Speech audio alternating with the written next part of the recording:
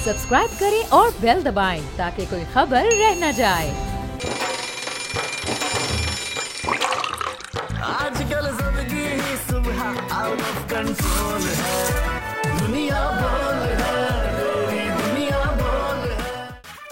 बिस्मिल्लाहिर्रहमानिर्रहीम, अस्सलाम वालेकुम, good morning Pakistan. I hope आप सब खैरियत से होंगे और आज की सुबह तो बहुत ही हसीन होगी आप सबकी, क्योंकि डेफिनेटली मौसम भी इतना हसीन है, खूबसूरत है कि जब सुबह सुबह भले से आप कहते हैं ना कि नींद पूरी ना हो, थोड़े से लेजी से उठें, लेकिन जब आप सुबह सुबह इतना फ्रेश मौसम देखते हैं और सुबह से ही जब इतनी तेज़ बारिश शुरू हो जाए तो मौसम तो ऑटोमेटिकली आपका अच्छा भी हो जाता है और आपका मूड भी बहुत अच्छा चहकता सा हो जाता है। ऑल्दो मेरी तबीयत ख़राब है, लेकिन उसके बावजूद भी जब मैंने सुबह सुबह बारिश देखी तो ऑटोमेटिकली मेरा मूड अच्छा हो गया। और बारिश की वजह से जो सड़कों का हाल होता है कराची का, ये रोना तो हम शुरू से रोते रहते हैं अपने शो में। हम सब जानते भी हैं कि जहाँ बारिश होती है तो वहाँ ज़्यादा ट्रैफिक हो जाता है, जब ज़्यादा बारिश होती है तो ज़्यादा ट्रैफिक जैम हो जाता है, जिसकी वजह से तलहा अभी तक नहीं पहुंचे हैं। तलहा भी थोड़ी देर बाद हमें ज्वाइन कर लेंगे, लेकिन तलहा को मैंने कह दिया है कि वो आते हुए समोसे पकोड़े लेते हुए आ जाए। भाई जब लेट आ रहे हैं थोड़ा तो उनको हरजाना जो है वो पे करना पड़ेगा इस चीज़ का। खैर आप स्क्रीन पे देख सकते हैं कितनी तेज़ सुबह से आज कराची में बारिश हो गई है। कल हमने अपने शो में भी आपको वेदर सेक्टर में बताया था कि कराची में तेज़ हवाओं के साथ बारिश के इम्कानात हैं। कल भी कुछ इलाकों में, कराची के मुख्तलिफ इलाकों में बारिश देखी गई है और आज भी सुबह से बारिश जारी है। गुलशन हदीद के इलाके में, गुलशन में, जौहर के इलाके में काफ़ी ज़्यादा तेज़ बारिश हो रही है और सब मौसम इन्जॉय कर रहे हैं। खैर आई रियली होप, मैं दुआ भी ये करूँगी कि जो लोग अपने ऑफिस के लिए घरों से निकले हैं वो साथ खैरियत से ऑफिस पहुंच जाए बगैर किसी तकलीफ की। और बच्चे तो डेफिनेटली स्कूल इंशाअल्लाह पहुंच गए होंगे, लेकिन वापसी में आराम से अपने घर आ जाएं और कोई भी सड़कों पे ना फंसें। तो प्लीज़ जो बाइकर्स हैं स्पेशली, मैं उनके लिए स्पेशली दुआगो हूँ कि वो खैरियत से अपने मंजिल मकसूद तक पहुँच जाएँ। और प्लीज़ बराए मेहरबानी बाइक स्लो चलाइएगा, जल्दबाजी नहीं कीजिएगा। लेट तो आप लोग हो ही चुके हैं, थोड़ा बहुत लेट हो जाए कोई मसला नहीं है, लेकिन ओवर स्पीडिंग ना कीजिए, चाहे गाड़ी हो चाहे वो बाइक हो। और गाड़ी वाले प्लीज़ बाइकर्स का थोड़ा सा ख्याल रखें, उनको आप साइड देने की कोशिश ना करें या हॉर्न ज़्यादा ना दें ताकि वो जल्दी निकलें। स्लो चलें, आराम से चलें, एहतियात से चलें और आसानी से अपनी मंजिल मकसूद तक साथ खैरियत से पहुंच जाएं। ये तो थी मौसम की हालात। सुबह सुबह बारिश हुई है, लेकिन अब मैं आपको थोड़ी सी कड़वी खबरों से भी आगाह कर दूं, क्योंकि क्या करें, थोड़ा सा हमारा सियासी हालात, जो हमारी सियासी सरगर्मी है और सियासी मौसम है, वो चल ही इस तरह का रहा है कि अगर उसके बारे में बात ना करें तो ऐसा लगता है कि दिन का आगाज़ हुआ ही नहीं है। ये बात तो हम सब जानते हैं कि पाकिस्तान और IMF की डील जो है वो हो चुकी है और अब हमारे सामने वो डील कल आ चुकी है। अब पाकिस्तान में बिजली, पेट्रोल और गैस की कीमतों में इजाफा अनफॉर्चुनेटली यकीनी हो चुका है। जी हाँ, गुज़िश्ता रोज़ पाकिस्तान और IMF डील की तफसीलात मंजर आम पर आ गई हैं और पाकिस्तान ने IMF को तेल, बिजली और गैस पर तमाम सब्सिडीज़ ख़त्म करने की यकीन दहानी करा दी है। जब सब्सिडी ख़त्म हो जाएगी डेफिनेटली महंगाई तो बहुत ज़्यादा होगी ही। हुकूमत और IMF के दरमियान आमादगी के मुआहदे की तफसीलात सामने आई हैं। पेट्रोलियम मसनूआत पर डेवलपमेंट लेवी की शरह में भी बतदरीज इजाफा किया गया है। बिजली की बुनियादी नर्ख और गैस के नर्ख में भी इजाफा करने का मुआहदा कर लिया गया है। तो हम अगर ये कहें तो इसमें कोई बुराई नहीं है कि आने वाले कल में हमें मज़ीद तकलीफ का सामना रहेगा, जिसके लिए हमें अभी से मेंटली प्रिपेयर हो जाना चाहिए, क्योंकि अब आगे मज़ीद महंगाई बढ़ेगी। अच्छा, देखा ये जा रहा है कि आलमी मंडी में तेल की कीमतों में कमी आ रही है, लेकिन पाकिस्तान में तेल की कीमतों में मज़ीद इजाफा हो रहा है। सुनने में ये आ रहा था परसों रात तक कि जी पेट्रोल की कमी हो जाएगी, डीजल की कीमतों में कमी हो जाएगी, लेकिन जब रात के 12 बजे तो अचानक एक सरप्राइज़ हमें मिला कि जी कमी होने के बजाय कीमतें तो और बढ़ा दी गई हैं।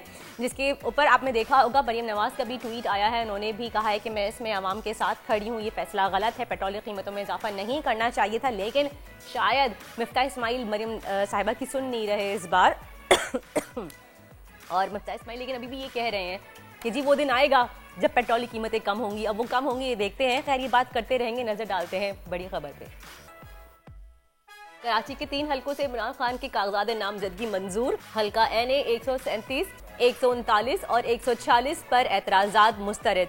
फैसलाबाद में कागजात नामजदगी की जांच पड़ताल के दौरान दस्तखत का मसला तस्दीक के लिए इलेक्शन कमीशन ने चेयरमैन PTI को जाती हैसियत में तलब कर लिया।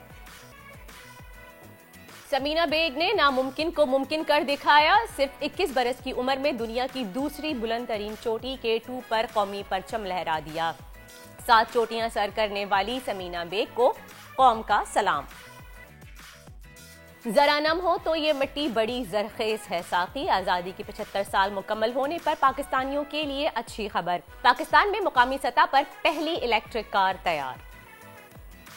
और सितार या गिटार सुनने वाले हैरान। सितार पर गिटार की धुन बजाने के माहिर वकार हुसैन आज बनेंगे दुनिया बोल है के मेहमान।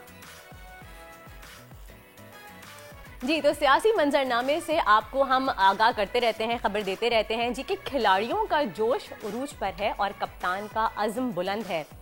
कल कौमी असम्बली के हल्के NA 237 कराची मलीर के ज़मीनी इंतखाब के लिए साबिक वज़ीर आज़म पाकिस्तान इमरान खान के कागजात नामजदगी मंजूर कर लिए गए हैं। इमरान खान के कागजात नामजदगी मंजूर होने पर कारकुनान ने खूब जश्न मनाया और मिठाइयाँ भी तकसीम की, क्योंकि उनको पता है शायद कि इमरान खान साहब खुद इस हल्के से खड़े होंगे तो डेफिनेटली उनकी जीत यकीनी है। ये फैसला रिटर्निंग अफसर शाहनवाज बरोही ने सुनाया था, लेकिन दूसरी तरफ फैसलाबाद में 25 सितंबर को होने वाले NA 108 के ज़िमनी इंतखाबात के कागजात नामजदगी में इमरान खान के दो मुख्तलिफ साइन ने एक नया मसला खड़ा कर दिया है। तस्दीक के लिए रिटर्निंग अफसर ने इमरान खान को ज़ाती हैसियत में तलब कर लिया है और उनके मुताबिक तहरीक इंसाफ के साइन की तस्दीक के लिए नादरा को भी लेटर लिखा गया है ताकि उसकी जांच पड़ताल की जाए अच्छे तरीके से। लेकिन ये एक ऐसा अमल है जो हमने इससे पहले कभी नहीं देखा और ना ही हमने सुना है। गैर ज़मीनी इलेक्शन से पहले ही इस तरह का सिलसिला शुरू हो गया है। मुल्क की मौजूदा सियासी सूरत हाल पर हम मज़ीद बात करेंगे। हमारे साथ मौजूद है पाकिस्तान तहरीक इंसाफ के रहनुमा आफ्ताब जहांगीर साहब। उनसे बात करते हैं और पूछते हैं कि जी ये सिग्नेचर्स का चक्कर क्या है असल में। हेलो, अस्सलाम वालेकुम आफ्ताब जहांगीर साहब, thank you so much for giving us your time. वालेकुम अस्सलाम जनाब, खैरियत से? ठीक है। का क्या चक्कर है कि साइन मुख्तलिफ है, ये चक्कर क्या है? अच्छा देखिए, बात ये है कि जो हम बार बार एक बात कहते हैं, खान साहब भी ये बात करते हैं कि इलेक्शन कमीशन जो है वो 22 हुआ है, तो उसकी वो आप हरकतें देखते हैं। अभी आपने देखा कराची के अंदर तीनों हल्के जो हैं उनकी का पेपर जो है जो जमा कराए वो तीनों मंजूर हो गए। और इसी तरह पेशावर KPK के अंदर। और अब जब फैसलाबाद की बारी आई तो राना सनाउल्लाह साहब का इलाका है, आपको पता ही है फैसलाबाद। अब उन्होंने कहा कि जी वो ज़ाती तौर पे पेश हों क्योंकि हमें शक है कि ये सिग्नेचर उनके नहीं है। मतलब मैं ये समझने से कासिर हूँ कि वो बस वो एक इस तरह के हथकंडे इस्तेमाल कर मतलब क्या करना चाहते हैं। मेरी समझ से 12 आज तक ऐसा हुआ नहीं है। हाँ, अगर कोई ऑब्जेक्शन हो कुछ हो तो फिर तो आप कह सकते हैं कि जी ये प्रॉब्लम है, इस वजह से आपको आना पड़ेगा। लेकिन जब सब जगह उसी तरह सेम पेपर जमा हुए हैं, सबने इसको एक्सेप्ट किया है, तो फैसलाबाद वाले को भी चाहिए था इसे एक्सेप्ट कर लेता। उसके बाद अगर जरूरत पड़ती, कोई ऑब्जेक्शन आता है, कुछ आता तो फिर देखी जाती। और फिर आप देखिए फौरन उन्होंने कह दिया कि आज हाजिर हो जाएं, कल गए कि जी आज आप हाजिर हो जाएं।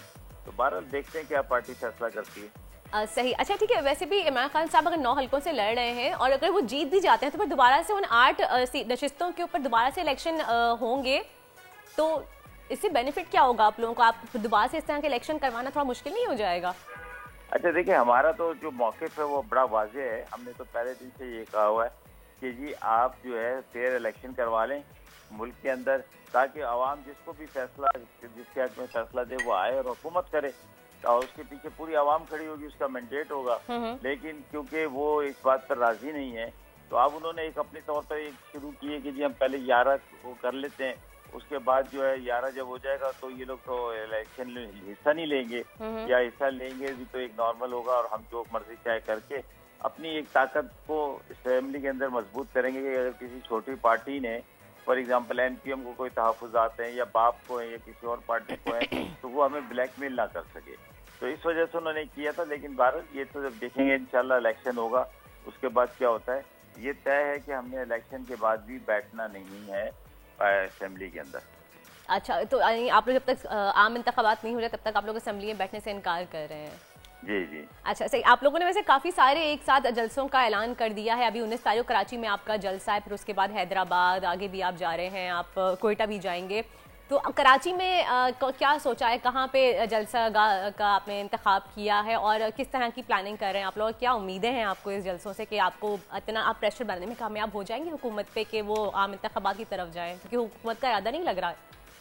अच्छा देखिए, इसमें मसला ये है कि कराची के अंदर इस वक्त तो आपको पता है मुसलसल बारिश हो रही है और अभी भी बारिश हो रही है। और इत्तेफाक की बात यह कि आपके साथ बैठना था, मैंने स्काइप के ऊपर और लाइट चली गई। उस वक्त आप जिक्र भी कर रहे थे कि जी कराची के अंदर बारिश का जिक्र कर रहे थे, तो उसी वक्त हमारी लाइट चली गई और यहाँ पे बारिश हो रही है। अच्छा, अब मसला ये है कि हमने सिर्फ क्योंकि अभी लाहौर का जलसा आपने देखा, तो वहाँ पर अब पहले की तरह ये नहीं है कि जी हमें बड़ा इंतजाम करना पड़ता है। सिर्फ खान साहब ऐलान करते हैं और लोग खुद ब खुद पहुँच जाते हैं। और अभी जो कराची के अंदर जलसा है, नॉर्मली हम बागे जिना में करते हैं, जिना ग्राउंड के अंदर, लेकिन क्योंकि बारिश की वजह से सारा वो खराब है, तो हमारा इरादा था कि हम VIP गेट के सामने जो है रोड के ऊपर पक्की जगह है उसके ऊपर जलसा करें। अब देखते हैं क्या होता है। तो पोस्टपोन करने का इरादा तो नहीं? कितनी तेज बारिशें हो रही हैं और 17 अगस्त तक बारिश का कहा गया है, पेशगोई कही गई है, तो खान साहब आएंगे? कहीं पोस्टपोन तो नहीं कर रहे हैं आप लोग? नहीं, अभी तो फिलहाल तो कोई ऐसा इरादा नहीं है, लेकिन ये कि इस वक्त आपको पता है आवाम भी बड़ी चार्ज है और वो लाहौर हो या कहीं भी हो, वो ना इस बात से नहीं घबराती कि अब बारिश हो रही है कि नहीं हो रही। लेकिन हम जरूर देखेंगे, पार्टी जो है उसकी तंजीम जरूर देखेगी कि कोई ऐसा तो मसला नहीं, खुदा ना खास्ता कोई इस जलसे करने से कोई नुकसान तो नहीं हो सकता। सही। तो अच्छा, ये बताइएगा आफ्ताब साहब के IMF की जो डील सामने आई है पाकिस्तान के साथ, उसके बारे में क्या कहेंगे? जो शराइत उन्होंने रखी हैं कि सब्सिडी खत्म कर दी जाए, लेवी टैक्स बढ़ा दिया जाए और जिस तरह की आवाम को मैं कहूँगी और मुश्किलात की तरफ धकेला जा रहा है, उसके बारे में आप क्या कहेंगे? मुझे आज तक ये समझ नहीं आई। मैं अक्सर रोजाना, कल भी मेरी टॉक शो में गुफ्तगू हो रही थी अपने दूसरे भाइयों से, पीपल्स पार्टी और नॉन लीग के भाइयों से, कि देखें ये बड़े एक्सपीरियंस है, तजर्बेकार है। आदमी ज़ाहिर बात है हायर करता है ना, तो किसी पूछता है यार इसका कोई तजर्बा भी है या नहीं, फोटोग्राफी के अंदर या कैटरिंग के अंदर, तो लोग कहते हैं नहीं जी बड़ा अच्छा तजर्बा है इसका और इसलिए ये संभाल लेगा प्रोग्राम को ना। तो जब ये इलेक्शन जो हमारी हुकूमत खत्म हुई, उससे अब पहले के एक हफ्ते पहले के 2 दिन 4 दिन 10 दिन 15 दिन पहले के आप बयानात इनको उठा के देखें, इनके सारी सीनियर क़यादत के, जिसमें शाहिद खाकाना बाशी साहब साबिक वज़ीर आज़म है, एहसान इकबाल साहब हो गए, मुफ्ता इस्माइल साहब हो गए, सब मरियम साहब, कि जी हम आएंगे और हम जो है ये चीज़ें जो है बेहतर करेंगे, डॉलर हम इतने पे ले आएंगे, पेट्रोल की कीमत 138 रुपये होनी चाहिए और ये सारी चीजें। तो वो यही कह रहे थे ना बार बार कि हम एक्सपीरियंस हैं, हमें तजुर्बा है और पाकिस्तान तहरीक इंसाफ जो है वो ना तजुर्बेकार एक हुकूमत है। तो मैं खुद भी सोचता था, मैं कहता था यार ये वाकई बात तो सही कर रहे हैं, इतना तजुर्बा है तो यकीनन ये आने के बाद कुछ चीज़ों को बेहतर करेंगे तो हो सकता है हमारे लिए मुश्किलात हो जाए। लेकिन जब आने के बाद इन्होंने देखा तो ये सारी चीज़ों के बाद अब वो सारा मलबा किस पे डाल रहे हैं कि जी हमने IMF के साथ डील की, हमने सख्त डील शराइत के साथ हमने की थी, हमने उस सख्त शराइत के साथ पेट्रोल की कीमत आपके सामने थी, डॉलर की कीमत आपके सामने थी, हमारा एहसास प्रोग्राम आपके सामने चल रहा था, 14,000 रुपये हम लोगों को दे रहे थे, स्कॉलरशिप हम दे रहे थे, कामयाब नौजवान प्रोग्राम हम चला रहे थे, सेहत कार्ड हम चला रहे थे। इन सारी मुश्किलात के बावजूद हम ये सारे काम कर रहे थे और इन्होंने आने के बाद क्या किया, तो अब ये हर बात इनके पास कोई जवाब नहीं है। हालांकि आपको पता है कि इनके अपने जो MNAs हैं जो कि मुस्लिम लीग नून के बिजनेस के फोरम को देखते हैं, कैसर शेख साहब, उन्होंने मेरे साथ प्रोग्राम में बैठ के कहा था कि ये इमैच्योर और ना तजर्बेकार और बेवकूफ़ आदमी को वजीर खजाना बनाया है। ये उनके अपने वर्ड्स थे प्रोग्राम के अंदर।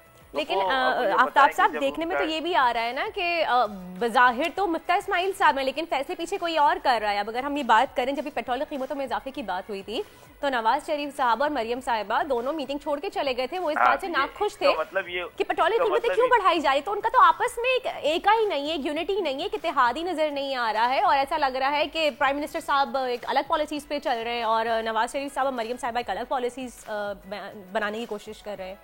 अच्छा देखिए, ये तो आपको पता है कि इस फैमिली के अंदर रिफ्ट पहले से चल रही थी, मरियम की और हमजा की और इनकी सबकी रिफ्ट चल रही थी।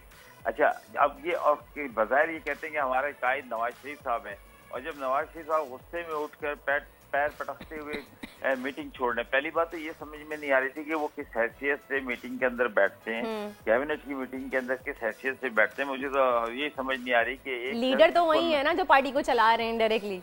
नहीं तो लेकिन असूलन कानूनन इखलाकन जो है वो तो है तो गलत। वो बाहर बैठ के भले कोई भी फैसला दें, कोई भी अपनी राय दें, लेकिन कैबिनेट की मीटिंग के अंदर अगर नाहिल लोग बैठेंगे जिनको इलेक्शन ने ताहयात नाहिल का करार दिया है सुप्रीम कोर्ट वगैरह ने, तो वो, और उसके बाद फिर आपने जरदारी साहब का बयान भी देखा कि वो भी ये कह रहे हैं कि जी, तो इसका मतलब आफ्ताब साहब उसूल है कहाँ हमारा उसूलों को, पॉलिसीज को, प्रिंसिपल्स को, लॉज को कोई फॉलो ही नहीं किया जाता अनफॉर्चुनेटली, जब तो हमारे मुल्क का ये एक बुरा हाल है जो हमारे सामने है। अच्छा देखें, अब 75 साल की हमने सालगिरह मनाई है अभी, तो हम और इतना बड़ा मुल्क, दुनिया का 5वां बड़ा मुल्क है, तो इस तरह तो कभी नहीं चलेगा। क्या मैं आने वाली नस्लों को हम यही छोड़ के जाएंगे कि जी हम एक पेज पे नहीं है, हमारा सोचने का अंदाज सही नहीं है, हमें हमारे अंदर सलाहियत नहीं है, जबकि ये पाकिस्तान एक बहुत बासलाहियत लोगों का मुल्क है। आपने इसके अंदर माशाल्लाह लोग ज़हीन लोग हैं, दुनिया में कहीं भी जाते हैं कामयाब होते हैं। आप अमेरिका चले जाएं, यूरोप में चले जाएं, कहीं भी चले जाएं, उनके हॉस्पिटल्स में बेहतरीन डॉक्टर पाकिस्तानी है, इंजीनियर्स पाकिस्तानी है, पूरा मिडिल ईस्ट में पाकिस्तानियों ने तामीर कर दिया। तो ये ऐसी वजह नहीं है, बल्कि आवाम तो बहुत ज़्यादा सलाहियतों वाली है, लेकिन अगर क़यादत भी सही लोगों के हाथ में होती और उन्हें सही एक डायरेक्शन मिली होती, तो ये पाकिस्तान आज इस मुकाम पे ना होता कि आज हमारे डिफेंस के अंदर तकरीबन 3 दफा जाती है, 4 दफा डेली लाइट जाती है 1.5 घंटे के लिए। अरे आप तो 1.5 घंटे के लिए उससे ज्यादा की लाइट चली गई है, कुछ इलाकों में तो 5-5, 6-6 घंटे लाइट नहीं आ रही, सुबह लाइट जाती है, शाम में लाइट आती है, और फिर भी ये लोग कह रहे हैं कि बिजली वाले कह रहे हैं कि भाई बिजली होती है, आवाम एवं ही कह रही है। नहीं, वो यही कहते हैं जी, बिजली भी होती है, फिर भी बिजली नहीं मिलती, पानी मौजूद है जो टैंकरों में मिलता है, लेकिन वो नलकों में नहीं आता। बिल्कुल ऐसा ही। अच्छा, आप तासा जल्दी से, वक्त की कमी हमारे पास, आखिर में एक जल्दी से सवाल का जवाब दीजिए कि आपको लग रहा है कि इलेक्शन अनकरीब हो सकते हैं, क्योंकि हुकूमत का इरादा नहीं लग रहा इलेक्शन करवाने का, वो तो 2023 के आखिर तक का प्लान बना के बैठी है। अच्छा देखिए, अब जो हालात हैं उसके मुताबिक तो इनको जितनी जल्दी इलेक्शन करवाएंगे उतना बेहतर है, लेकिन ये टाइम लेने की कोशिश कर रहे हैं कि किसी तरह हमें टाइम मिल जाए, हम कुछ ऐसी चीजें, कुछ रिलीफ दे दें आवाम को, तो कम से कम हम जाने के काबिल। सितंबर में नवाज शरीफ के आने का भी इम्कान है, तो हो सकता है इस चीज का भी इंतजार कर रहे हैं लोग। सितंबर के बाद से, 25 सितंबर के बाद से वो इंग्लैंड में रह नहीं सकते, उनको डेडलाइन दी हुई है वहाँ की गवर्नमेंट ने, तो इसलिए ये सारा ये पूरा गेम बनाया जा रहा है कि जी इमरान खान को भी नाअहल करार दिया जाए, टेक्निकली बुनियादों पर फिर कहा जाए कि जी ठीक है, हम सब के लिए आम माफी करते हैं, नवाज शरीफ को भी मौका मिल जाएगा, इमरान खान को भी मिल जाएगा। सही, आम प्रॉपर इसके लिए प्लान बनाया गया है। बहुत बहुत शुक्रिया। आफ्ताब जहांगीर हमारे साथ है, पाकिस्तान तहरीक इंसाफ के रहनुमा, उन्होंने हमें आगाह किया, अपनी राय से अपनी चीज़ों के बारे में बताया, और ये भी उन्होंने बताया कि आम माफी कह दी जाएगी ताकि नवाज शरीफ आराम से पाकिस्तान आ सके। हम देखना ये है कि जब नवाज शरीफ साहब सितंबर में आते हैं या नहीं आते, और अगर आते हैं तो सियासी मंजरनामे पे क्या तब्दीलियाँ आती हैं। खैर, ये बारे में हम बात करते रहेंगे, लेकिन इस वक्त एक ब्रेक का वक्त हुआ है। मिलते हैं आपसे एक ब्रेक के बाद। कीप वॉचिंग दुनिया बोल है। आजकल जिंदगी ही सुबह आउट ऑफ कंट्रोल है, दुनिया बोल है, तेरी दुनिया बोल है। Welcome back after the break. आप देख रहे हैं दुनिया बोल है, एंड वेलकम तलहा, फाइनली आपने हमें ज्वाइन कर लिया। मैं ऑफिस पहुंच गया हूँ। बड़ा मुश्किल था ऑफिस आना, रोड तबाह थे और सबकी गाड़ियां जो हैं वो घंटों से फंसी हुई थी, बहुत ज्यादा पेट्रोल जल रहा था, टाइम वेस्ट हो रहा था, और मैं सोच रहा था कि हम किस डायरेक्शन जा रहे हैं। कितना पेट्रोल जला लिया आपने, मैं तो इतनी परेशान हो गई हूँ। 75 साल हो गए हमें आजाद हुए हुए, लेकिन अभी तक मैं कहूँगी पेट्रोल के हवाले से हमें मजीद बुरी खबर ही मिल रही है, अच्छी खबर नहीं मिल रही है। हम कब सुकून में आएंगे? मैं सोच रही हूँ गाड़ी बेच दूँ, इतना पेट्रोल दोबारा महंगा हो गया है। हम उस वक्त सुकून में आएंगे जब पाकिस्तान की 80% गाड़ियां इलेक्ट्रिक होंगी, उस वक्त हमें फायदा होगा। खैर, आप बड़े प्यारे हमारे मेहमान हैं इस वक्त स्टूडियो में, आपका तारुफ करवाना चाहूंगा डॉक्टर खुर्शीद कुरैशी साहब से। आप फाउंडर एंड चेयरमैन हैं डाइस के। डाइस 2007 से काम कर रहा है, 12 साल से ज्यादा होगा आपको काम करते हुए। Energy, water, automotive, health, textile, agriculture, IT, creative and media, तमाम तरह सेक्टर्स में पाकिस्तान के लिए बड़ा बेहतरीन काम कर रहे हैं। ये वो लोग हैं जो पाकिस्तान से बाहर चले जाते हैं, और शायद हम पाकिस्तानियों से ज्यादा इनको पाकिस्तान से प्यार होता है, जिसकी वजह से वो वहां मेहनत करके कमाते हैं और फिर अपने मुल्क की बेहतरी के लिए वापस आते हैं और काम करते हैं। डॉक्टर साहब, welcome to the show. Thank you so very much. आप भी बड़ा ट्रैफिक में फंसते हुए आए, मुश्किलों से पहुंचे हमारे पास, लेकिन अल्हम्दुलिल्लाह पहुंच गए। डॉक्टर साहब, आपने बड़ा प्यारा इनिशिएटिव लिया है, आप नूर ई इलेक्ट्रिक पाकिस्तान की पहली गाड़ी लेकर आ रहे हैं। कमाल बात तो आपने ये कर दी सर कि आपने उस गाड़ी को ऑलरेडी कह दिया कि 60 to 70% पाकिस्तानी होगी। जी 60% ऑलरेडी है। क्योंकि होता ये है कि बाहर से लोग सामान ले आते हैं, यहाँ पे नट बोल्ट टाइट करते हैं, कहते हैं ये लीजिए जी मेड इन पाकिस्तान की गाड़ी है। एक्सपेंसिव होती है कि हम लोगों की रीच से बाहर हो जाती है। बिल्कुल, तो ये आपने हमें गुड न्यूज दे दी है डॉक्टर साहब, थैंक यू सो मच, आपने हमारा मसला हल किया। लेकिन सबसे पहले बताएं, मुझे सबसे पहले इंटरेस्ट होता है ना गाड़ी देखने के बाद, उसके फीचर्स क्या है? अग्रीड, लेकिन इस वक्त पहली चीज ये है कि पाकिस्तान की गाड़ी है, इलेक्ट्रिक गाड़ी है, फीचर्स हम सेकेंडरी रखेंगे। ये बताइए सर, 2025 की आप बात कर रहे हैं, हर बंदे ने आपको ये बोला होगा कि सर पक्की बात है 2024 का एंड या 2025 का first quarter, that's what we are shooting for production, inshallah. How's the response up till now? Low? Oh, it's overwhelming response, overwhelming everywhere. I mean, it's just everywhere. Wow. It's very, very positive. I mean, there are some negative too, but mostly it's all positive. All positive. तो इसको booking कराने के लिए आपको 2025 तक का wait करना पड़ेगा? नहीं, मेरा ख्याल है कि अभी तो हम बिजनेस प्लान पूरा बना रहे हैं, तो मोस्ट प्रोबेबली 2024 में बुकिंग। अच्छा, लोग सब प्रोटोटाइप का मतलब नहीं समझ पाते हैं, वो समझते हैं कि जैसे गाड़ी उन्होंने पर्दा हटा दिया गाड़ी से तो गाड़ी रिलीज हो गई है। मैं चाहूंगा आप लोगों को बताएं प्रोटोटाइप क्या होता है। हाँ, ये आपने बड़ा ही अच्छा सवाल किया, क्योंकि बहुत सारे लोग जो इसको रिव्यू कर रहे हैं वो कंपेयर कर रहे हैं एक प्रोडक्शन गाड़ी से जो शोरूम में आने वाली होती है, और उसमें उनका कसूर नहीं है क्योंकि पाकिस्तान ने अपनी गाड़ी कभी रियली बनाई नहीं है। सही। कुछ थोड़ी सी एफर्ट हुई है, लेकिन बहुत ज़्यादा तो लोगों को पता नहीं है कि what the prototype car is.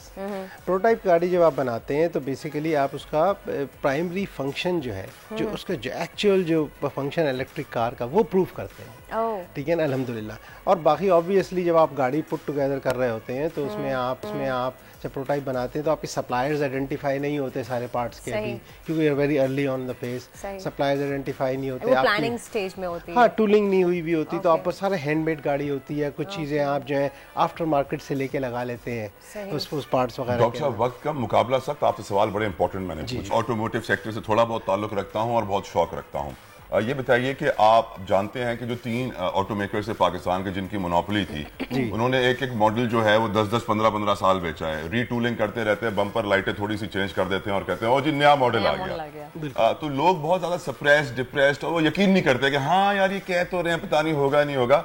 आपकी गाड़ी माशाल्लाह से आप जो कह रहे हैं कि 60% पाकिस्तानी होगी जी, ये अभी तक किसी ने किया नहीं है। इसका मतलब जरा लोगों को समझाएं कि what is the main definition of it, कि 60% पाकिस्तानी क्या होती है। देखिए 60 उसमें जैसे हमारा गाड़ी का स्ट्रक्चर होता है, पहले स्केट बोर्ड, पूरा स्केट बोर्ड वो हमारा सारा लोकल बनाया है हमने, पूरा उसकी कंप्लीट फैब्रिकेशन पूरी लोकल हुई है।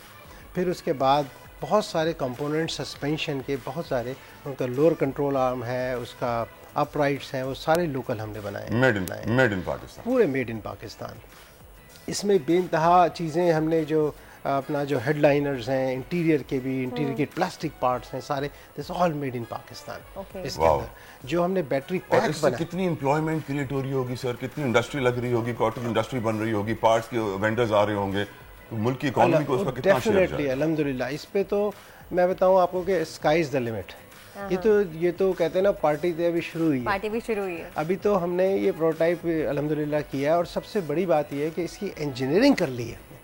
जो ब्लैक बॉक्स होता है ना, देखें जो engineering is also made in Pakistan या बाहर से किया? Engineering no, that is all made in Pakistan by our universities with the help of expatriates, Pakistani expatriates. NCA भी थे सर उसमें? जी, इसमें 6 यूनिवर्सिटीज़ ने रोल प्ले किया है। इसमें एनडी यूनिवर्सिटी, पूरा बैटरी पैक जो है वो हमने पूरा डिज़ाइन, फैब्रिकेशन सारा एनडी यूनिवर्सिटी के अंदर किया है। डाइस का एनर्जी सेंटर है उसमें, वहाँ किया है। फिर इसमें एनसीए ने बहुत बड़ा रोल प्ले किया है। एनसीए जो जितनी इसकी एक्सटीरियर, अब देखें आगे से बहुत खूबसूरत गाड़ी है पूरी, वो सारी हम देख भी सकते हैं स्क्रीन पे इसका, वो एनसीए ने डिज़ाइन की है पूरी गाड़ी।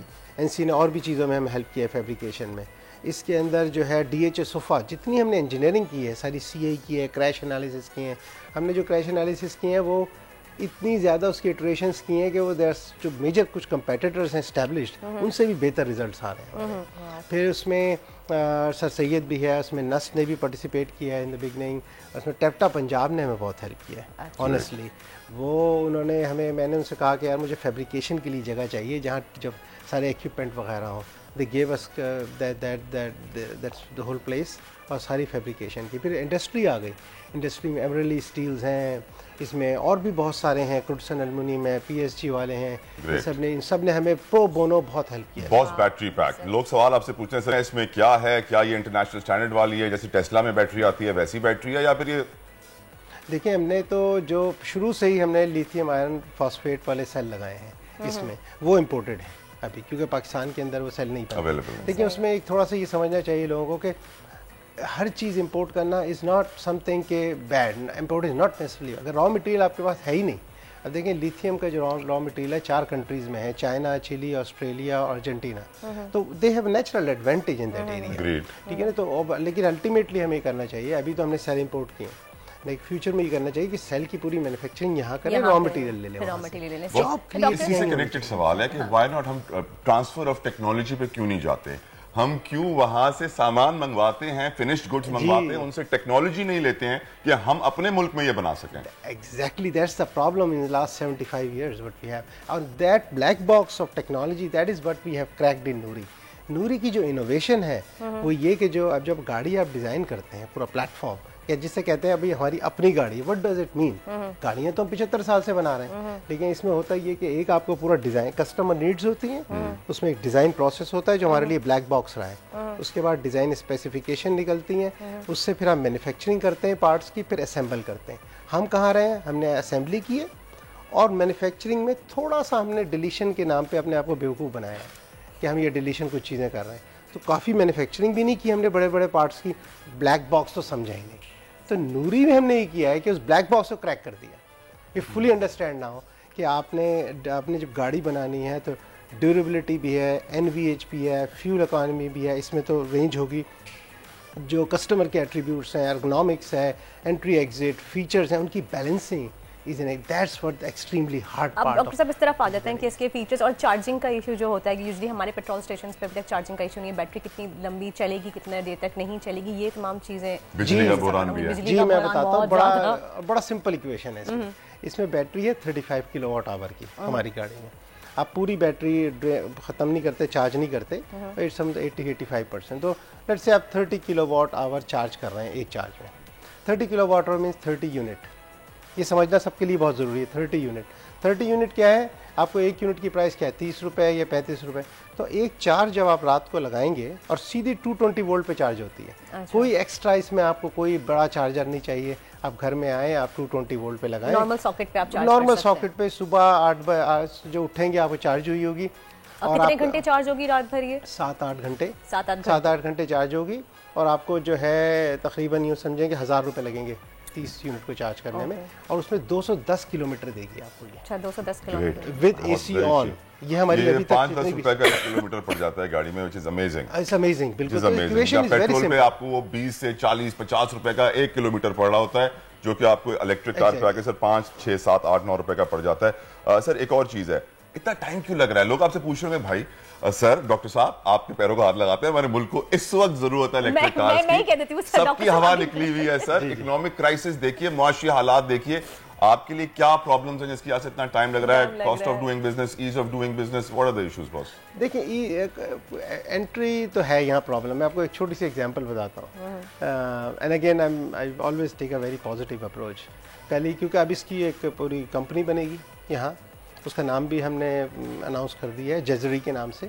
इस्माइल जजरी एक साइंटिस्ट थे 12th सेंचुरी के, father of robotics, Muslim scientist, उनके नाम पे रखा है। जैसे मिस्टर टेस्ला का नाम पे टेस्ला है, हमने जजरी के नाम पे। इस गाड़ी का नाम नूरी क्यों रखा आपने? नूर फिर ई और 75%। अच्छा, लाइक 75 तो पता है। नूर तो अच्छा है ना, रोशनी फैलाएगी ये गाड़ी जो है। सुभान अल्लाह। तो नूरी तो इशू आया था, आपको कोई फेस आप बता रहे थे ये बिजनेस करते हुए, कंपनी रजिस्टर करते हुए? जी, कंपनी रजिस्टर करते हैं तो मैंने उसमें आपको थोड़ी ऑथराइजेशन करानी पड़ती है कि पहले आप कितने पैसे, क्योंकि ये बहुत बड़ा प्रोजेक्ट है। I mean really tens of millions approvals, NOCs, this and that. भाई एक आप अगर लेट्स से कि सिर्फ $5 मिलियन का आप वो लेते हैं ऑथराइजेशन, तो उसमें आपको मेरा ख्याल है 40-45 लाख का एक चालान बनाना पड़ता है आपको, जो देना पड़ता है।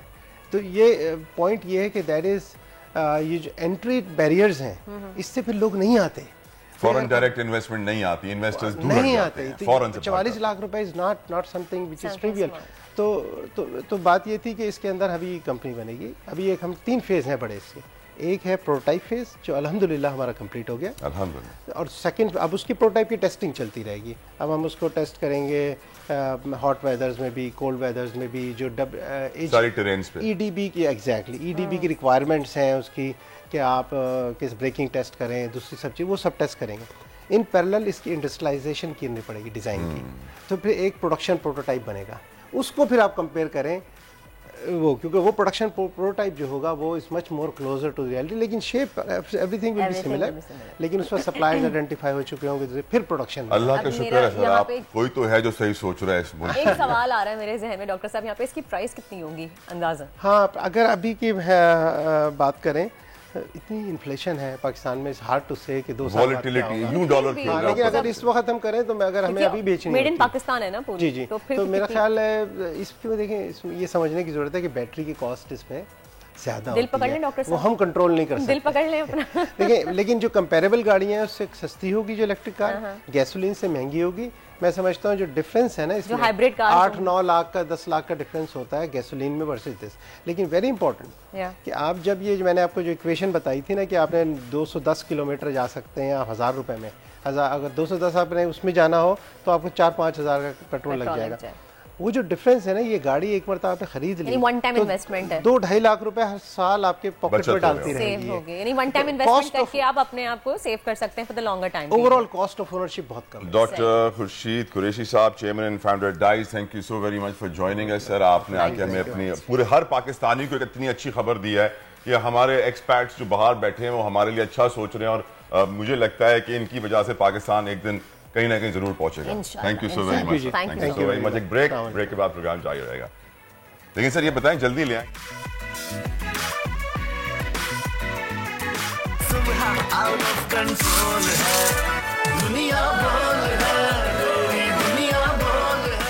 Welcome back. आजकल जो है जी खवातीन को वर्दा बड़ा शौक हो गया है पहाड़ों पे जाने का। अरे भाई ऐसे ऐसे हमारी खवातीन सारी पाकिस्तान की सामने आ रही हैं, और यंग एज में आप सोचें, यंग एज में खवातीन केटू के पहाड़ यंग और ओल्ड। अब कल जो है हमारे प्रोग्राम में वो 3 बच्चों की माएँ आई हुई थी, और वो भी माशाल्लाह से जी बड़ी बड़ी पहाड़ जो है वो सर कर रही थी। आज भी हमारे पास बड़े ऐसे प्यारे दो मेहमान हैं, उनके नाम है मिर्जा समीना बेग साहिबा, जिन्होंने 21 साल की उम्र में केटू सर किया, बिग डील। उनके भाई मिर्जा अली बेग भी हमारे साथ होंगे। 21 साल की उम्र में केटू का पहाड़ सर करने वाली समीना बेग पहली पाकिस्तानी खातून बन गई है, and I am really proud. जहाँ पे तला कहते हैं कि हमारी पाकिस्तानी खातून किसी से कम नहीं है। आप देखें 21 साल की उम्र में केटू का पहाड़ सर कर लेना, ये बहुत एक बड़ी बात है कि मुझे तो सोच के ही जो ना यहाँ पर बैठे बैठे ठंड लगना शुरू हो गई है। खैर, समीना बेग और उनके भाई मिर्जा अली बेग हमारे साथ मौजूद हैं, उनको वेलकम कहते हैं अपने शो में और उनसे बात करते हैं। अस्सलाम वालेकुम Samina and Mirza, welcome to दुनिया बोल है। वालेकुम अस्सलाम। समीना, पहले तो ये बताएं कि क्या सोच के आपने सोचा कि जी मुझे इतनी यंग एज में जो है वो केटू का पहाड़ सर करना है, और शौक था आपको एक माउंटेनियर बनने का, या फिर भाई से इंस्पायर थी, क्या शौक था? ऑब्वियसली शौक मुझे बचपन से था, एंड ऑफ कोर्स इंस्पायर अपने भाई से हुई, और दूसरे की हमारे फैमिली में बहुत सारे जो हमारे फैमिली मेंबर्स है वो टूरिज्म से रिलेटेड काम करते थे। स्पेशली हमारे अंकल्स जो थे वो पाकिस्तान आर्मी के लिए क्लाइम करते थे। उनकी स्टोरीज देख के ऑब्वियसली शौक पैदा हुआ। फिर आई स्टिल रिमेम्बर मैं ग्रेड 4-5 में थी, तब से भाई जो है पहाड़ उनके किस्से सुनाते थे मुझे, तो डेफिनेटली इंस्पायर भाई से हुई। उनका सारा जो बचपन से ही आपको भाई ने ऑब्वियसली मुझे ग्रूम किया, ट्रेन किया, इंस्पायर भाई से, लेकिन शौक बचपन से था। चलें जी समीना, यकीनन भाई से इंस्पायर हो। मैंने आपके भाई के बारे में पढ़ा है कि वो भी आपके साथ ऊपर जा रहे थे और बीच में वो थक गए थे। तो Ali, tell me how was your experience? क्यों आप थक गए थे यार? आप तो मुझे काफी स्ट्रांग लग रहे हैं, फिजिकली भी फिट लग रहे हैं, क्या वजह थी? ऑक्सीजन ने आपको कुछ प्रॉब्लम्स क्रिएट कर दिए थे? सबसे पहले आप लोगों का शुक्रिया प्रोग्राम में इनवाइट करने का, बात ये है कि इंसान अपने शोबे में हर इंसान, हर नौजवान इन पाकिस्तान में अपने शोबे में मुल्क के लिए कुछ करना चाहते हैं। मैं भी जब टूरिज्म में आया था, जब मैं 15 साल का था, तो मैं भी पोर्टरिंग, कुक, हेल्परी इस तरह का काम करता था। लेकिन मैं तो वक्त के साथ साथ मैंने ये अंदाज़ा किया कि पाकिस्तान के अंदर बहुत ज़्यादा पोटेंशियल है, क्योंकि माउंटेनियरिंग टूरिज़्म दो चीज़ें हैं। माउंटेनियरिंग लोग करते हैं शौक के लिए, लेकिन बहुत सारे लोग उनसे वाबस्ता है अपने लाइवलीहुड, रोजी रोटी, प्रोफेशन, मतलब रोजी रोटी, घर को चलाने के लिए, बच्चों को पालने के लिए। हमारे मुल्क में वो एक इंडस्ट्री है टूरिज़्म, तो जब मैंने ये देखा कि हमारे मुल्क में फॉरेन टूरिस्ट आते हैं माउंटेनियरिंग के लिए या ट्रैकिंग के लिए, लेकिन हमारे यहाँ पे ख़वातीन की इतनी इसमें नुमाइंदगी नहीं है, ये खेल पाकिस्तान में एज ए प्रोफेशनली नहीं लेते हैं। तो फिर मैंने 2010 से जब सिस्टर से क्लाइंबिंग शुरू किया तो सारा जेंडर इक्वालिटी, वुमेन एम्पावरमेंट के लिए था कि ख़वातीन को भी एक अनट्रेडिशनल स्पोर्ट्स में या फील्ड में इंकरेज के लिए। तो हमने एज ए टूल लिया कि हम एक ख़वातीन को किस तरह इंकरेज कर सकते हैं। तो एवरेस्ट में यही था, जब माउंट एवरेस्ट हम चढ़ रहे थे तो तकरीबन 8600 मीटर पे मैं वापस हो गया, क्योंकि मैं अल्लाह का शुक्र अदा करता हूँ कि मेरी बहन ने मुझसे पहले किए। बाज़ इलाकों में या बाज़ स्पोर्ट्स में ऐसे कि मर्दों ने कहा हम पहले करें, लेकिन मुझे ये फ़ख्र है कि मेरी बहन ने मुझसे पहले समिट किए। जो 7 बरअज़मों में जो 7 कॉन्टिनेंट्स के हाईएस्ट पीक से वो भी समीना ने पहले की, अब K2 भी मुझसे पहले की। तो मेरी बहन ने मुझसे चीज़ें की, हालांकि क्लाइंबिंग हम साथ में हैं, लेकिन ये मेरे लिए एजाज़ की बात है कि मेरी बहन ने मुझसे पहले ये समिट किया। ऐसे नहीं कि मैंने कहा कि वो मैं करता हूँ। मिर्जा अली साहब, ये भी एक बहुत खुशनसीबी की बात है, आप जैसा भाई होना जो अपनी बहन की एक कहूँगी कि एक अचीवमेंट पे इतना खुश हो रहे हैं, प्राउडली बता रहे हैं कि मेरी बहन ने पहले किया। अच्छा समीना, मैं आपसे पूछना चाहूँगी कि अब तो माशाल्लाह से आप एक्सपीरियंस है और काफ़ी टाइम हो गया, लेकिन 2013 में जब पहली बार आपने माउंट एवरेस्ट आपने कहा कि आपने सर किया था, तो उस वक्त किन मुश्किलात का सामना करना पड़ा था? फर्स्ट टाइम, जैसे हम सब जानते हैं कि ऑक्सीजन की कमी होती है, ठंड बहुत ज़्यादा होती है, बहुत टफ होता है, लेकिन आपके साथ कोई ऐसा वाकया हुआ जिस वक्त आपको उस वक्त महसूस हुआ हो कि बस अब मेरी बस हो गई, अब मुझे आगे नहीं जाना चाहिए या बस ख़त्म हो गया, बहुत डिफ़िकल्ट रहा हो आपके लिए फेस करना वो मोमेंट? ऐसे बहुत सारे सिचुएशंस होते हैं पहाड़ों पे, जैसे कि आपने कहा कि ठंड होती है, एक्सट्रीम ठंड होती है, -30-35 तक टेम्परेचर जाती है, और क्रेवैसेस क्रॉस करना, स्पेशली एवरेस्ट के जब अगर हम बात करें तो खुम्बो आइसफॉल जो है उसका जो फर्स्ट सेक्शन है बेस कैंप से कैंप 1 के बीच में बीच का जो रास्ता है बहुत बहुत मुश्किल है, क्योंकि डीप क्रेवैसेस होते हैं और हैंगिंग सेरेक्स, और फिर उस पर जो है आप जो है आयरन लेडर्स क्रॉस करते हैं, जो कि बहुत ज़्यादा मुश्किल है। और फिर मुझे याद है कि रोटेशन के बाद फाइनल जो हमारा समिट पुश था, जब हम कैंप 4 पहुंचे तो वहाँ पे जब हम पहुंच रहे थे तो मौसम एकदम से ख़राब होना शुरू हो गए और एक्सट्रीमली ठंड था उस दिन। और जब हम पहुंचे तो मुझे लगा कि शायद नहीं होगा, क्योंकि इतना मौसम ख़राब था कि ऐसा लग रहा था जैसे हमारे टेंट्स उखाड़ के फेंक देगा हवा। वो मोमेंट था कि मुझे लग रहा था कि इतना मेहनत किया है हमने, 2 महीने हमने एक्सपीडिशन पे ऑलरेडी लगाया है, हम घर से दूर है, फैमिली से दूर है, और अभी हम समिट के बिल्कुल करीब है। तो वो मोमेंट था मेरे लिए कि शायद नहीं होगा, but again we kept praying and वहाँ पे हम वेट है मौसम बेहतर होने का, एंड देन फाइनली मौसम साफ हो गया। और फिर हमने Ali I want to ask you, tell me about your family, आप लोग कहाँ पैदा हुए, फैमिली सपोर्ट कैसी रही, कौन से एरिया में? क्योंकि मुझे लग रहा है कि आप जिस रीजन में है वहाँ पर ही बहुत सारे पहाड़ होते हैं। जी बिल्कुल, क्योंकि हमारी जो पैदाइश है शिमशाल नामी एक गांव है जो कि हुंजा में है, अपर हुंजा में, और ये पाकिस्तान की आखिरी गांव है, ये चाइना बॉर्डर के पास है। तो डेफिनेटली हम पहाड़ों के बीच में पैदा हुए हैं, और हमारे जो गांव के इर्द गिर्द है, जिस तरह लोग शहरों में अपने सहन के जो ना दीवार बनाते हैं, हमारे गांव के पूरा इस तरह फेंस बना हुआ है, वो पहाड़ों का बना हुआ है। तो पूरा हमारा रीजन गिलगित बल्तिस्तान, हुंजा, ये सारे पहाड़ों से घिरे हुआ जगह है। और यकीनन फैमिली, हमारी रीजन हमारा बहुत ही प्रोग्रेसिव है। हुंजा रीजन की बात करें तो हुंजा रीजन से हमारी ख़वातीन हर शोबे में है, और वहाँ पे ऐसे खेलों को, ऐसे काम को बहुत सराहते हैं, और पूरी कम्युनिटी ऐसे मॉरली बहुत सपोर्ट करते हैं। और अचीवमेंट होती है जब वापस जाते हैं तो वहाँ पे बहुत बड़ा सेलिब्रेशन होता है, वेलकम होते हैं, पूरे ढोल धमाल ये सारे वहाँ पे होता है। तो ओवरऑल मॉरल सपोर्ट तो वहाँ पे बहुत ज़बरदस्त होता है। तो हेलो जी जी, आपको हम सुन रहे हैं। यकीनन हम कराची वाले हैं ना, तो हम बड़ा खुश होते हैं सोच के कि यार वहाँ पे ना सड़कें टूटी हुई होंगी, ना पानी जमा होगा और पानी आराम से निकल भी रहा होगा, इंजॉय भी कर रहे होंगे weather. And I know Hunza GB, यहाँ पे जो डेवलपमेंट्स हैं, हम बड़े शहरों में रहने वाले अली एंड समीना, हम जानते हैं कि आपके शहर हमारे शहरों से अच्छे हैं, इसलिए हम सोचते हैं यार शिफ्ट हो जाएं क्या, किस तरह जाए, माउंटेनियर बनना पड़ेगा। नहीं, हम वैसे भी घूमने फिरने जा सकते हैं।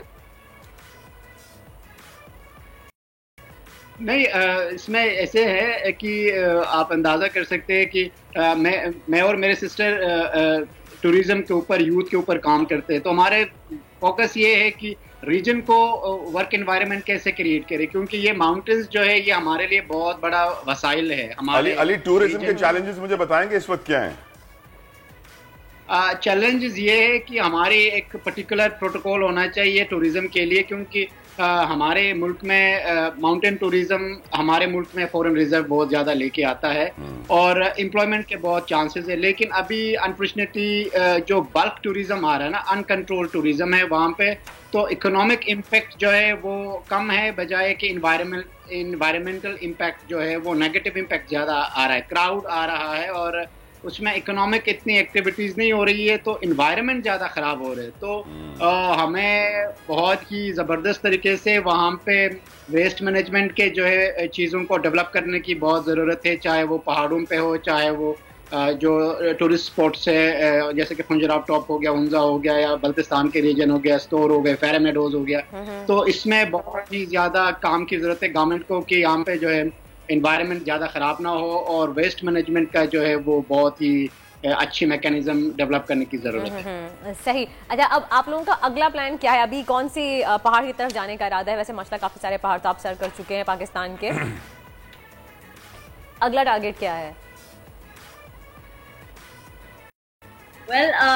अभी फिलहाल हम प्लान कर रहे, भाई का तो प्लान है कि वो इंशाल्लाह अगले साल केटो अटेम्प्ट करेंगे। मेरा अभी सोच रही हूँ मैं कि कौन सा पहाड़ी जो है वो अगले साल के लिए प्लान है। आप लोगों के लिए अच्छा है ना कि हम लोग सोचते हैं अगले साल के कहाँ घूमने जाएंगे और आपका होता है कि अगले साल मैं कौन से पहाड़ पे जाऊंगी। ये भी एक अपने आप में बहुत इम्प्रेसिव चीज़ है, but I am really impressed. और being a Pakistani women empowerment को देख के मुझे बहुत खुशी होती है। और तला आपको याद है एक रिपोर्ट आई थी जिसमें कहा गया था कि पाकिस्तान में खवातीन को सबसे ज्यादा डिमोटिवेट किया जाता है, जेंडर डिस्क्रिमिनेशन बहुत ज्यादा है। लेकिन समीना बेग को देख के इस तरह से, उनके भाई की जिस तरह से बयान देखी रिपोर्ट याद रखना चाहिए ना, पहली खातून प्राइम मिनिस्टर पाकिस्तानी है, यंगेस्ट नोबेल अवार्ड याफ्ता खातून पाकिस्तानी है, बहुत पाकिस्तान की पायलट्स, पाकिस्तान की खातून इंजीनियर्स, को-पैमास, women are everywhere in Pakistan. इसमें तो ये सिर्फ हमें हमारा नेगेटिव इमेज बढ़ाने के लिए और कहते हैं प्रोपेगेंडा करने के लिए किया जाता है। खैर, ये बताइए समीना एंड अली, आप लोग बच्चे वाले हैं, फैमिलीज हैं आपकी, या मुझे लग रहा है पूरी जिंदगी सिंगल रहेंगे, पहाड़ों पे गुजारेंगे? नहीं, मेरे 2 बच्चे हैं। जब मैं एवरेस्ट जा रहा था, बेटा जो है वो बहुत ही छोटा था, मेरे ख्याल में 8 महीने का था। तो डेफिनेटली जब माउंटेनियरिंग एक ऐसा शोबा है, एडवेंचर स्पोर्ट्स ऐसा है कि यहाँ पे मौत जिंदगी वाला खेल है। एक कदम गलत लिया, पत्थर गलत आ गया तो इख्तिताम जिंदगी का। तो यकीनन पहाड़ों में जब जाते हैं तो फैमिली बहुत सफ़र करती है। इसमें जितने नाम लोग कमाते हैं, क्योंकि ये बहुत डेयरिंग स्पोर्ट्स है, क्योंकि इसमें जो लोग इसमें इन्वॉल्व है वो ये समझते हैं कि वो, क्योंकि ये एक ब्रेवरी है, ये नेचर के हर उस चैलेंजेस के साथ नबरत आजमा होना पड़ता है। सख्त हवा, बर्फबारी, बारिश, पत्थर का घिरना, एवलांचेस का क्रेवेज, जैसे समीना ने कहा, हाई अल्टीट्यूड सिकनेस, तो ये आसान काम नहीं है। और जो लोग इस शौक में आते हैं उनको तो बहुत मज़ा आता है क्योंकि थ्रिल है, लेकिन जो फैमिलीज है पीछे उनके लिए बहुत ही परेशानी होती है इसमें, क्योंकि कुछ भी हो सकता है। तो डेफिनेटली हमारी फैमिलीज जो है वो बहुत सफर करती है। चलें जी, अगर आप अपनी फैमिली को जी कुछ कहना चाह रही हैं समीना? मैं ये कह रही हूँ कि मैं सिंगल हूँ, बट ऑब्वियसली पूरी फैमिली डेफिनेटली बहुत ज़्यादा सफ़र करती है, जैसे भाई ने कहा। तो फैमिलीज़ के लिए बहुत चैलेंजिंग औकात होती है। जितना टाइम हम पहाड़ों पे गुजारते हैं उनके लिए यकीनन बहुत मुश्किल टाइम होती है। तो आप तो पहाड़ों की गोद में खेल कूद के बड़ी हुई हैं भाई, हम लोग ये कह सकते हैं आप लोगों के लिए बहुत आसान काम है। लेकिन फैमिली की तरफ से कभी कोई आपको प्रेशर नहीं आया कि नहीं आप नहीं करो, बीइंग अ फीमेल आप जैसे एक होता है ना कि घर की बेटी से नेचुरली बहुत पेरेंट्स को लाड प्यार होता है बहुत ज्यादा, तो ऐसा कभी आपने फेस नहीं किया कि मना किया फैमिली ने? एक्चुअली शुरू में हमारे पेरेंट्स थोड़ा सा कर रहे थे कि नहीं आप नहीं जाओ, और स्पेशली भाई से कह रहे थे कि हमारी बेटी को आप लेके जा रहे हो, क्योंकि अगेन बहुत मुश्किल स्पोर्ट्स है, it's not about win and lose, it's about death and life. तो अम्मी अब्बू को था कि हमारी बेटी को लेके जा रहे हो तो ये बहुत मुश्किल काम है, मे भी आप लोग वापस आएंगे नहीं आएंगे। लेकिन अम्मी अब्बू को हमने समझाया, तो उसके बाद बहुत सपोर्ट किया। ऑब्वियसली उनकी बहुत सारी दुआएं थी, जितने भी हमने पहाड़ सर के जितने भी कामयाबियां हमने हासिल की, ऑब्वियसली हमारे माँ बाप की दुआएं, हमारे पूरी फैमिली की दुआएं, और पूरे खानदान की इसमें दुआएं शामिल हैं। तो सपोर्ट आपके साथ हो तो कामयाबी हमेशा आपके How do you afford it? My question is, Ali हमें बता रहे थे अभी कि वो उन्होंने पोर्टिंग भी की है, हेल्पिंग भी की है, कुकिंग भी की है, to make ends meet. How do you afford the sport? क्योंकि कहते हैं बड़ा महंगा खेल है ये, हमारे पास कुछ आए हुए थे कोप एमा पहले भी, वो कह रहे थे पर इंडिविजुअल 1.5-2 लाख का खर्चा आ जाता है एक एडवेंचर पे। नहीं, 1.5-2 लाख तो बहुत कम है तला। ये सिर्फ एक उनके हमारे जो जूते हैं वो इतने के आते हैं, जो क्लाइंबिंग शूज। मैं नहीं आ रहा This is too expensive। अब मुझे आप स्पॉन्सर दिलाए, बोल से मुझे स्पॉन्सर दिलाए, फिर मैं ऐसे में नहीं, 1.5-2 लाख के सिर्फ जूते गाइस। तो इसमें यही है कि पुराने ज़माने में जब दूसरी जंग अजीम के बाद लोग मुख्तलिफ नेशंस ने अपने अवाम को कि किस कौम के कितने बहादुर लोग हैं, तो ये माउंटेनियरिंग एक इस तरह की रेस में चला गया, ऐसे कंपटीशन में गया कि कौन से नेशन के लोग बहुत स्ट्रॉन्ग है, कौन से रूट से क्लाइम करेंगे, कौन से पीक करेंगे, कौन सा फर्स्ट करेंगे। तो यकीनन ये इस तरह से माउंटेनियरिंग की जो ना शुरुआत हुई, और वक्त के साथ साथ ये बढ़ता गया, खेल में गए, फिर कमर्शलाइजेशन इसमें आ गई। तो अभी जो जब हमने स्टार्ट की तो हमारे पास कोई सपोर्ट नहीं था, और हम खुशी मनाते हैं कि हमने पाकिस्तान में स्पोर्ट्स को जितना भी कोशिश की प्रमोट किया, और पाकिस्तान को खर्चा किए बगैर, क्योंकि ना हमने कभी गवर्नमेंट से कोई स्पॉन्सर लिया, कोई सपोर्ट मिली हमें शुरू के दिनों में, और एक ही दफ़ा समीना को सपोर्ट मिली है, लास्ट ईयर स्पॉन्सर किया था K2 के लिए SCO ने। बाकी हमने जितने भी किए, कुछ हमें स्पॉन्सर हमारे दोस्तों से मिले जो फॉरेन फ्रेंड्स थे, न्यूजीलैंड के थे हमारे, अमेरिका के थे, कनाडा के हमारे थे कुछ, तो हमारे इंडिविजुअल दोस्तों ने शुरू में हमें सपोर्ट किया। उसके बाद मैं खुद एवरेस्ट अपने पैसों पे गया जोड़ के, और इस साल भी हमने खुद ही समीना के एक्सपीडिशन को हमने खुद ही किए हैं। तो मुश्किल तो है, लेकिन मैं अपील करता हूं आप दोनों की तरफ से, समीना की तरफ से, मिर्जा समीना बेग की तरफ से, मिर्जा अली बेग की तरफ से, कि खुदारा स्पोर्ट्स को सपोर्ट कीजिए। जो कॉर्पोरेट्स हमें सुन रहे हैं, जो मुखय्यर हजरात हमें सुन रहे हैं, सैडली हमारे मुल्क में 400-500 करोड़ रुपए क्रिकेट को दे दिया जाता है एक साल में, लेकिन बाकी सारे खिलाड़ियों को जो कॉमनवेल्थ में गोल्ड मेडल्स लेकर आ रहे हैं, जेवलिन के थ्रू, रेसलिंग के थ्रू, उनको बिल्कुल भूल दिया जाता है, और जब वो जीत जाते हैं फिर बोलते हैं हाँ वेरी गुड, बड़ा अच्छा काम किया, आप बताइए आपको क्या चाहिए।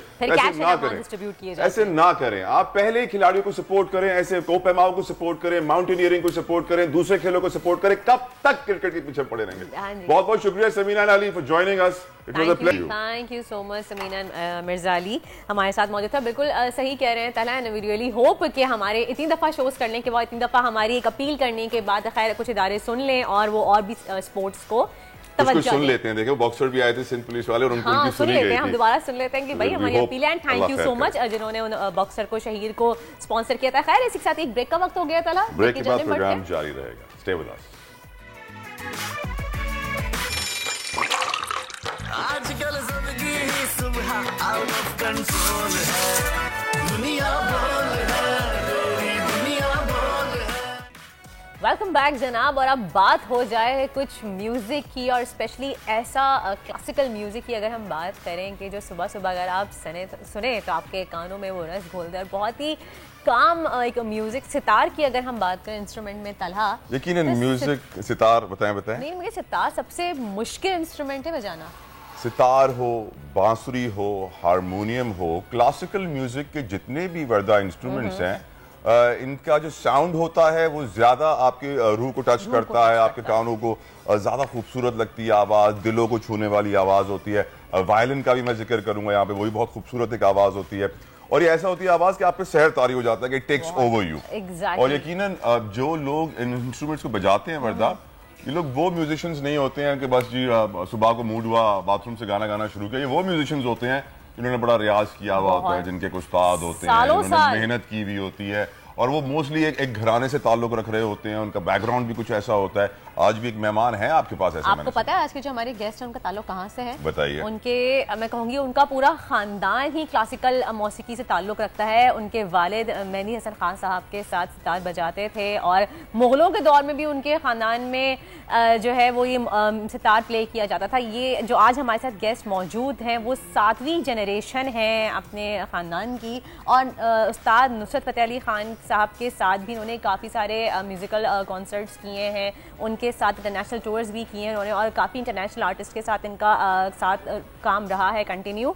तो अब हम बुलाते हैं आपको मिलवाते हैं वक़ास हुसैन से, जो कि एक माशाल्लाह बहुत ज़्यादा सितार प्ले करते हैं। बाद लोग समझ रहे होंगे भाई को बुढ़ा सीनियर सिटीजन होगा 60-70 साल का, ये कौन है लड़का है तो नौजवान, ये कैसे 7th जनरेशन? एक्चुअली सबसे पहले तो मैं आपको बताऊं कि यही इमेज जो था स्पेशली हमारे यूथ में बहुत था कि वो समझते थे क्या कि सितार या सरंगी या तबला स्पेशली ये कुछ ऐसे इंस्ट्रूमेंट हैं जिनको कोई बहुत ही बुजुर्ग अपना एक पीला सा कुर्ता पीला सा कुर्ता पहन के गंजे से वो बजाते होंगे। मैंने बात भी बढ़ा है एजिड टाइप के आपके जहन में एक वो आता है कि वक़ास हुसैन की हम बात करें, जस्ट इमेजिन करें थोड़ा से पुराने ज़माने के टाइप के। बिल्कुल। तो यही चीज़ मैंने चेंज की। फिर हमारे फैमिली में जैसे आपने इंट्रोडक्शन में बताया सभी लोग सितार से और गाने से मुंसलिक रहे हैं, तो बस मैं भी कोशिश कर रहा हूँ इसमें। Tell us a little about sitar. I'm sure Waqas आपकी नॉलेज हम सबसे ज्यादा होगी। सितार की तारीख बताइए थोड़ी। सितार की तारीख को तो बताने के लिए बड़ा टाइम चाहिए, बट मैं जो थोड़ा बहुत है मियां तानसेन जो थे उनकी ये इन्वेंशन है। उन्होंने इसमें बेसिकली कुछ चीज़ें की हैं इसमें जो कि उसके वक्त के साथ साथ पहले तो ये सहतार कहलाता था, ये फारसी का वर्ड है सहतार। तो मियां तानसेन जी ने इसमें कुछ इम्प्लीमेंट्स की, कुछ चीज़ों को इसमें चेंज किया तो फिर इसको सितार बनाया। तबला भी उनकी ही याद है तो जी। और बट ये है कि ये बड़ा मुगलों के ज़माने से वर्ल्ड वाइड सितार को बहुत पसंद किया जाता है। और इसमें 4 स्ट्रिंग्स हैं या 5? नहीं, इसमें स्ट्रिंग्स तो वैसे तो ये 6 स्ट्रिंग्स हैं। 6 स्ट्रिंग्स। मेन स्ट्रिंग एक ही होता है, कुछ रिदमिक होते हैं, कुछ ये रेजोनेंस के लिए होते हैं। तो नोट्स कितने होते हैं इसमें वैसे? नोट्स तो म्यूजिकल नोट्स होते हैं, वो तो हर इंस्ट्रूमेंट में से बहुत। अब आपके जो दोस्त पीसीआर में बैठे हैं ना, कह रहे हैं यार ये बातें क्यों कर रहे हैं आप, ये बातें कराने के लिए बुलाए इन्हें। मैं साथ तबले पे फलक बहुत अच्छा यंग तबला प्लेयर बहुत अच्छा बजाते हैं, तो मैं आपको सुबह का वक्त है तो रूह की ताजगी के लिए कुछ आप मेडिटेशन भी होती है इससे बहुत अच्छी है।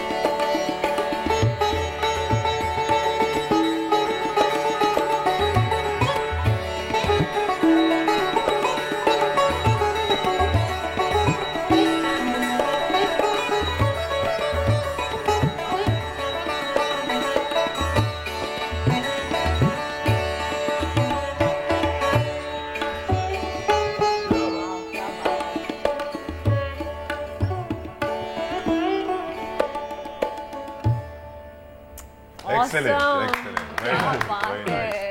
Again, the sound of sitar is captivating. It takes over. Completely control ले लेती है आपका. सपोर्टिंग स्टाफ का भी आप अपना म्यूजिशियन का तारुफ कराइए और उनका भी एक मैं एग्जांपल लेना चाहूंगा एक परफॉर्मेंस का. नाम बताइए अपना मेरे भाई. My name is फलक हुसैन. कब से बजा रहे हैं फलक? मैं सर वैसे तो हमारे फैमिली जैसे भाईजान ने बताया मैं 4th जनरेशन हूँ अपने घर. आप भी 4th. आप एक मुझे तबले का एक टेस्टर दे दीजिए जल्दी से अपना सैंपल एक.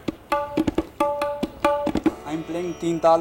It's called 16 beat. ओके 3 ताल 16 बीट.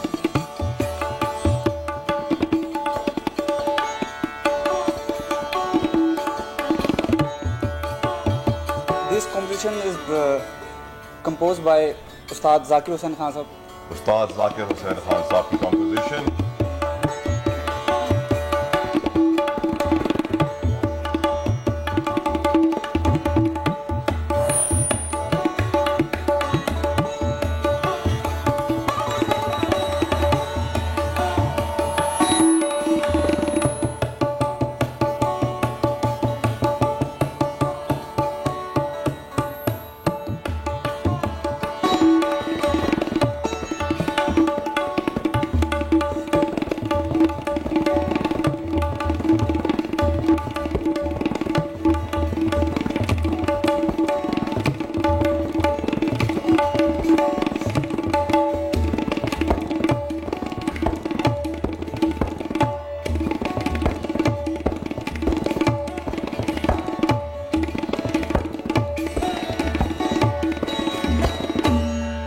क्या बात है. Excellent, amazing. Waqas, life of a musician in Pakistan. कैसी जिंदगी होती है भाई आप लोग? बहुत अच्छी जिंदगी है. की जिंदगी मुश्किल जिंदगी है. मुश्किल तो है.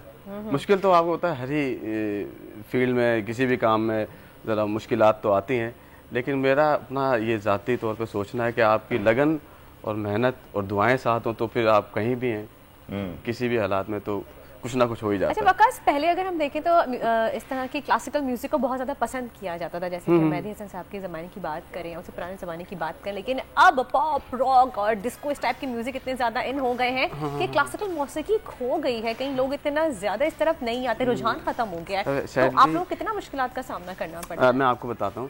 सैडली मैं कहूँगा कि हमारे यहाँ ये ऐसा है. हाँ, हमारे मुल्क में स्पेशली. मैं वेस्ट में जितना क्लासिकल म्यूजिक का मैं देखता हूँ, मैं पूरी वर्ल्ड वाइड ट्रैवल करता हूँ. मैं आपको शायद मालूम है मैं उस्ताद राहत फ़तेह अली खान साहब के लिए भी मैं भी उनका बैंड मेंबर हूँ, तो मैं उनके साथ भी पूरी दुनिया में मेरा जाना होता है और मैं ये चीज़ एक्सपीरियंस करता हूँ कि मॉडर्न म्यूज़िक तो अपनी जगह, वेस्ट में क्लासिकल हमारे म्यूज़िक को बहुत लोग एक्नॉलेज करते हैं और बहुत उससे प्यार करते हैं, सुनते हैं. मैं नहीं समझता कि शायद हमारे अपने मुल्क में इतने सितार के कॉन्सर्ट्स होते होंगे जितने मैं अमेरिका में देखता हूँ या इंग्लैंड में देखता हूँ. हमारे लिए घर की खेती है. घर की खेती है तो हमें मालूम ही नहीं है. इवन कई लोगों को तो मालूम ये भी नहीं होता कि ये इंस्ट्रूमेंट का नाम क्या है, इसका नाम क्या है. इसको तंबूरा कह देते हैं, इसको ढोल कह देते हैं. तो ये वेरी सैड. माशाल्लाह से यकीनन आप लोग का हम शुक्रगुजार हैं कि आप लोगों ने क्लासिकल म्यूजिक को जिंदा रखा हुआ है, प्रमोट कर रहे हैं, सपोर्ट कर रहे हैं और पाकिस्तान की representation all over the world कर रहे हैं. हर पाकिस्तानी आपका शुक्रगुजार है. मुझे ये मालूम पड़ा है क्योंकि आप दुनिया में इतना घूमते फिरते रहते हैं, बाल भी आपने रॉक स्टार वाले रखे हैं. वैसे जो है आप जब थक जाते हैं सितार के वजन से तो गिटार उठा लेते हैं. और आपने कोई ईस्ट और वेस्ट का मिक्स भी तैयार किया हुआ है. एक्चुअली मैंने कॉल्स भी आ रही हैं पीसीआर में इस वक्त यार वो जो इनके बैंड में जो मिक्स है ना इनका ईस्ट और वेस्ट का सितार को जो बजाते हैं वो उसके बारे में बताता हूँ. वो बेसिकली मैंने यहाँ पाकिस्तान में इलेक्ट्रिक सितार इंट्रोड्यूस किया है. जो कि मैंने कोक स्टूडियो सीजन 11 में पहली बार उसको इंट्रोड्यूस किया. मेरे बाद पाकिस्तान में बहुत सारे लोगों ने उसके ऊपर ध्यान किया जो सितार प्लेयर भी हैं और लोगों को ये उसमें बेसिकली सितार ही होता है. उसका थोड़ी सी उसमें मॉड्यूलेशन हुई है, थोड़ी सी चीज़ें उसमें और एम्प से कनेक्ट कर देते हैं. एम्प से कनेक्ट कर देते हैं, मॉडिफिकेशन उसमें हुई हुई हैं.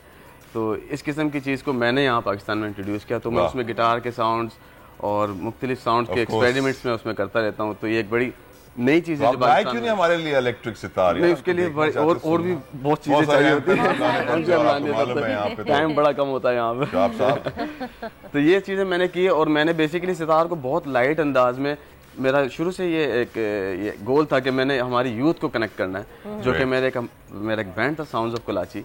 अगर आपने सुना, हमने सीजन 11 में भी, तो मैंने उसके साथ हम लोगों ने, मैं, हमारे दोस्त एहसन बारी, हम लोगों ने मिलके इस मिशन को लेके चले थे कि हमने सितार, सारंगीन इंस्ट्रूमेंट्स को अपनी यूथ में बहुत कनेक्ट करना है। तो हम थोड़ा उसमें कामयाब रहे, लोग मुझे जानते हैं, थोड़ा सा मेरे इंस्ट्रूमेंट को जानते हैं, इसकी मुझे ज़्यादा खुशी होती है। अब वो पीसीआर में जो आपके लिए कॉल्स आ रही हैं ना कि वो मेडली सुना दें ईस्ट वेस्ट वाला, वो ईस्ट वेस्ट वाला मैं इस पे तो कुछ नहीं सुना सकता, बट मैं कुछ वैसे ही कुछ और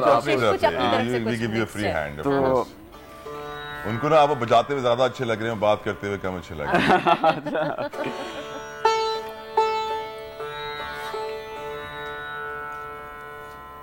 मैं चाह रहा था कि एक मैं ट्रिब्यूट पेश करूं, क्योंकि कल उस्ताद नुसरत फतेह अली खान साहब की डेथ एनिवर्सरी थी, तो मैं चाहता हूं कि एक ट्रिब्यूट उनके लिए मैं बजाता हूं और उम्मीद है आप सबको अच्छा लगेगा।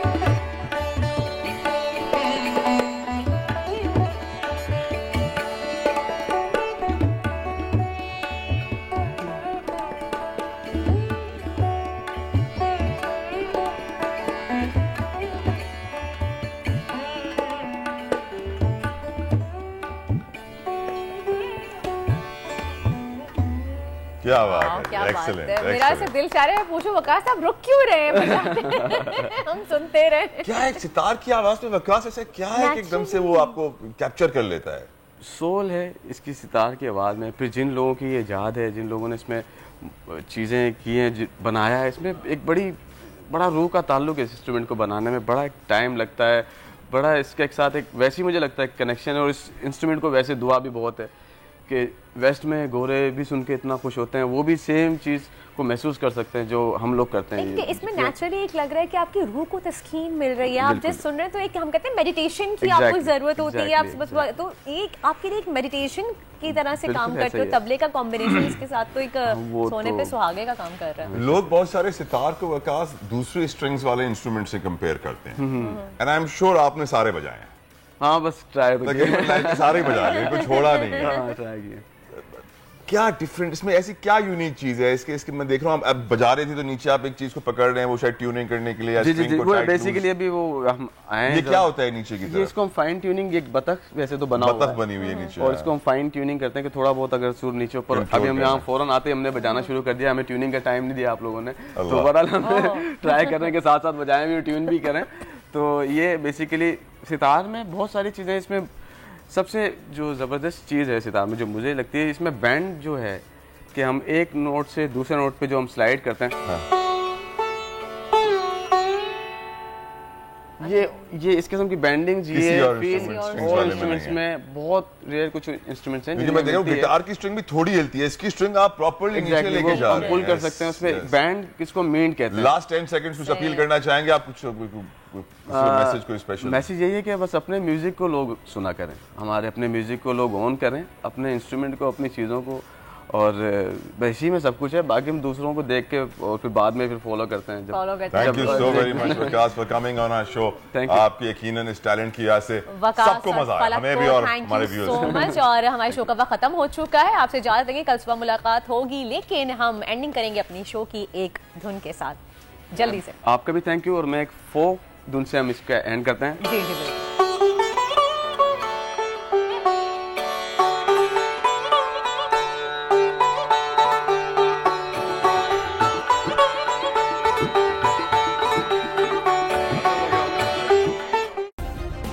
सब्सक्राइब करें और बेल दबाएं ताकि कोई खबर रह न जाए।